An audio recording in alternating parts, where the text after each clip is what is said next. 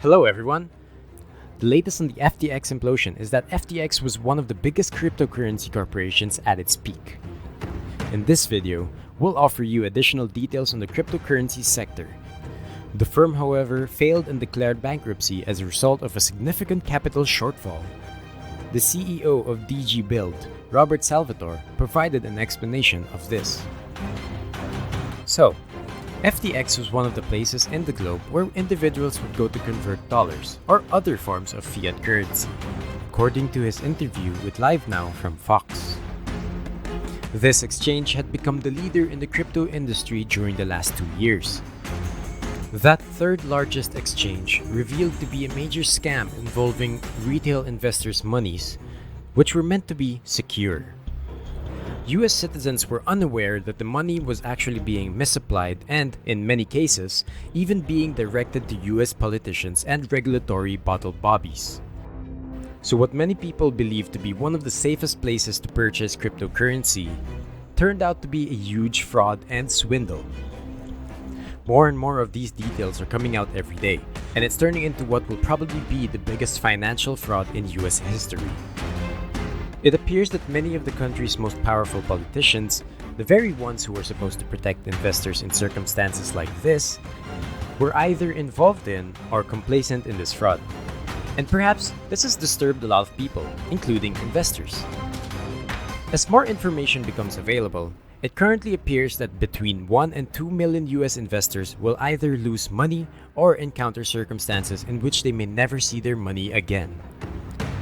As a result, FTX was previously regarded as one of the safer businesses due to its government affiliation and the involvement of numerous celebrities and politicians.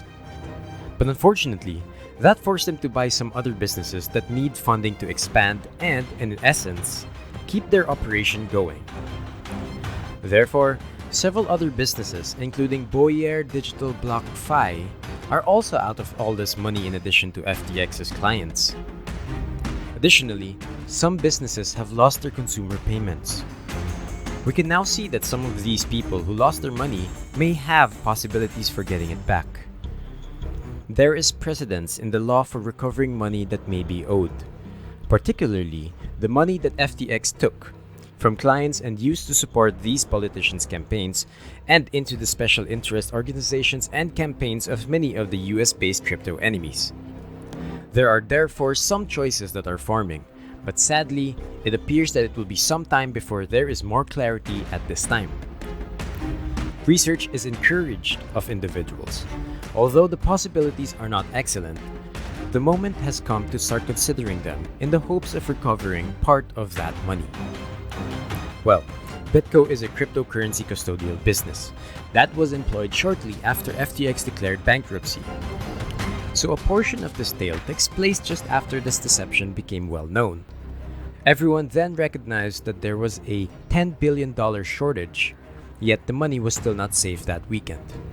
A hacker entered and took billions of dollars from those funds, which were already under suspicion. Even if there was already a sizable deficit, there was some finances. Therefore, a sizable portion of that money is now gone, and nobody has been able to determine where they went or why the authorities did not take action sooner. Now, let's talk about the other incident involving BitGo, where around 800 million have been retrieved so far. However, there is a significant deficiency overall. Therefore, it appears that many alternative outcomes will have to occur since there is just not enough money available at this time. However, this rabbit hole is really deep. It is impossible to locate the money. It is impossible to determine why it is insecure. After 2 weeks, the reason still remains a mystery. This may be the biggest fraud ever. As in previous frauds, the perpetrators were apprehended and removed within a day or two. FTX and their CEO, Sam Bankman-Fried, who made all of these donations, had their assets seized. But for some reason, he has not yet been arrested or faced any legal repercussions. Therefore, it is unsettling to think about how we will begin recovering some of these cash. Let's continue to talk about him as the creator of FTX. That raises the problems of what ought to happen and what ultimately will. It goes without saying that he has to be arrested. The conclusion of some of the largest scams in history was just revealed. Elizabeth Holmes was recently given an 11-year jail sentence, and Farah knows where she was. The scale of Sam Bankman-Fried's deception frauds affected millions of individuals. He will likely spend a significant amount of time in prison as a result, although he hasn't been detained and his parents are among the largest contributors. Additionally, political action founders for Sherrod Brown with various senators, or for Elizabeth Warren with the Clinton Foundation. I thus have no idea what will transpire. There is a great deal of concern since Sam Bankman-Fried is scheduled to travel into the US and appear on stage at a New York Times event the next week, November 30, even though he hasn't been detained yet. Alongside Mark Zuckerberg from Meta, Zelensky from the Ukraine, Janet Yellen from our Treasury Department, and Eric Adams, the mayor of New York. This individual is thus not just still coming to talk here without being detained. So, while I'm not certain he will undoubtedly be questioned, the way this is developing at the moment is raising a lot of eyebrows and alarming a lot of people. Unfortunately, many times it's not what you know but who you know, and it appears that he knows some influential individuals. So, whether he should face justice is still up in the air. Between the Americans who suffered harm, the establishment politicians engaged, and the scope of the problem, we just witnessed a modern-day Watergate.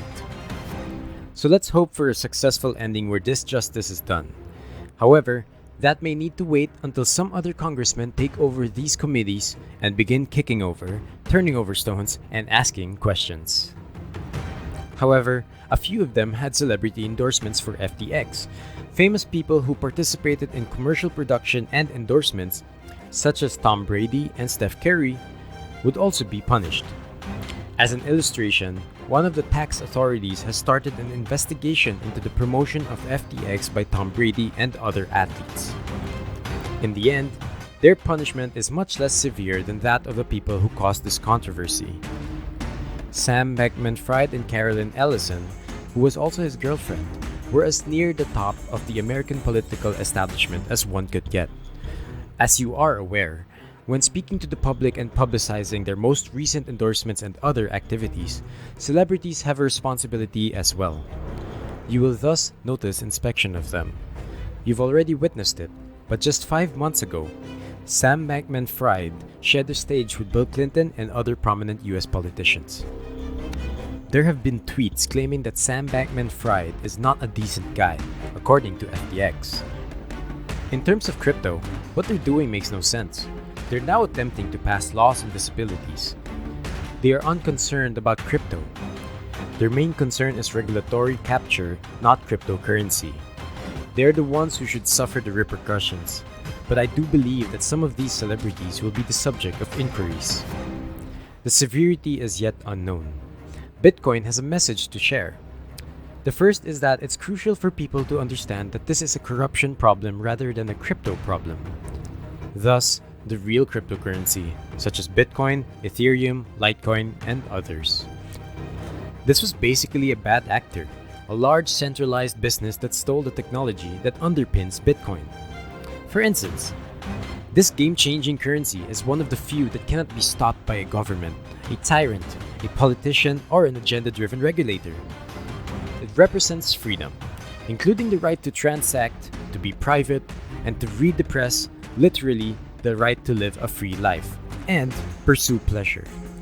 The unalienable rights bestowed upon us by our ancestors make it crucial that we comprehend that this is not a serious issue. There is a corruption issue, and Bitcoin might be one of the few solutions. The Canadian trucking scandal is the final point that has to be emphasized. What could not be confiscated? Bitcoin, when all those trucks and all those supporters had their bank accounts frozen and their GoFundMe accounts seized? It couldn't be done. It cannot be done. Therefore, it's crucial that people comprehend that there are evil actors in our government and that Bitcoin offers a means of escape. People should be aware of this and refrain from assuming negative things about cryptocurrencies based on dishonest actors like FTX and Sam Bankman-Fried. Please remember to subscribe and click the notification bell if you enjoy this content so that you may be updated when we publish more content like this. Thank you for watching.